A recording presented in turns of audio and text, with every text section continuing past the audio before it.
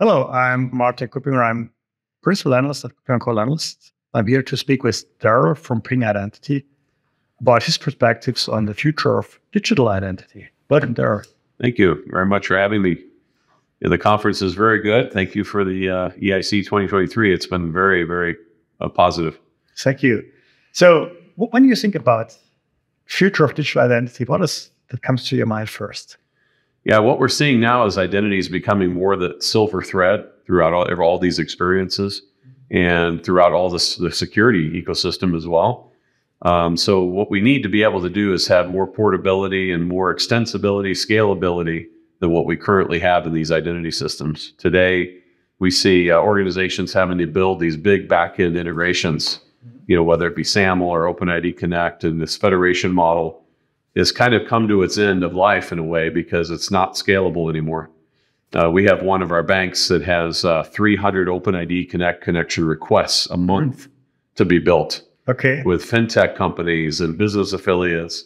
And the business managers want it to happen, but the technical people say, it's too many. We can't do it. We can't manage it. So I think the decentralized identity is going to be really powerful going forward to enable this mobility and growing a corporate network of complementary organizations, the connectedness of organizations. Which will not happen just with decentralized identity. When I take your use case, 300 new per month means in the traditional world, you have 300 authorization schemes, so to speak. Yes. Where say for this use case, they are allowed to do that. Right. So I think it only will work when you bring in to the equation also policy-based authorization. Yes. Where you say, okay, I have these proofs which say, okay, this is Martin from KuppingerCole Analysts, he's a principal analyst, et cetera, et cetera, et cetera. Right. With a different level of proof of assurance. Agreed. But combined, the more we have, the higher our level of assurance is.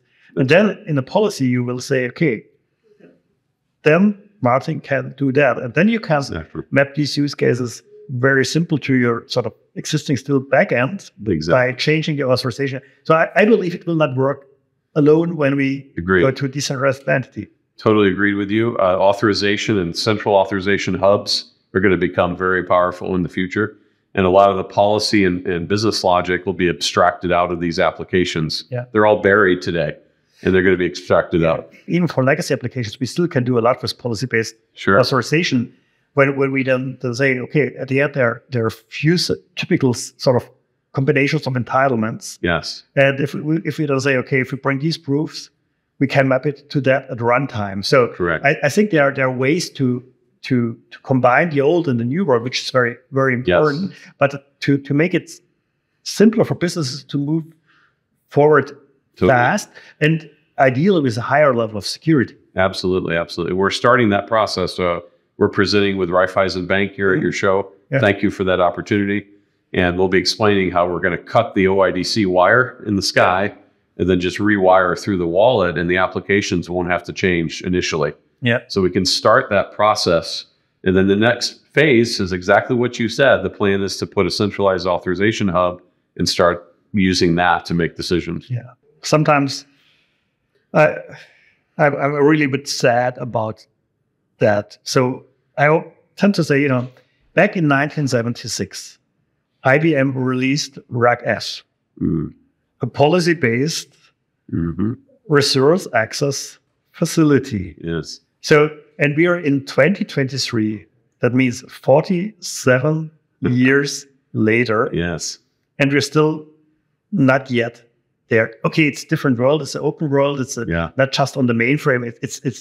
It's different. We see a lot of things happening. I think when we look at what happens around the open policy agent with all the pros and cons, but we see this evolution.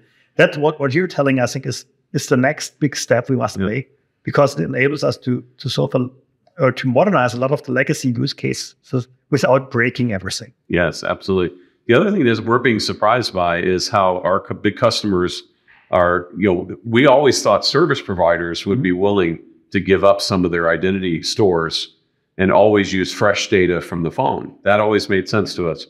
But we never thought really issuers were really going to give up that PII. They were going to continue to maintain it. But we have now retail chains saying, we just want to keep the email address. And honestly, we want to put the account on the phone in the credential. And we're surprised that thinking is already happening. That is something, by the way, which fits to something I've been talking about today. So a while ago, I created a graphic which was around deconstructing the user journey. And the point is that at the end, there's always a system of records. There's always an e-commerce system or whatever, an ERP system where you have certain, probably multiple of these. Yes. And the point is, you need to understand where you can give up control to get better, exactly. and where you need control. And I think there are a lot of places where we don't need that much of control. And this is what we need to learn as an exactly, balancing it. Yeah, and doing it right and understanding where do I benefit from giving up something. So if I push everyone into the registration for, take e-commerce retail, into registering an account, a lot have given up it, by the way. In the past year, I frequently had this checkout with PayPal very early, where they gave up the cumbersome registration process. And I think this is the way to move on. Darrell, a pleasure to talk to you. It's a pleasure Thank you for the insights. You, sir. And take care. Yes, looking forward to next year's conference. Thank you.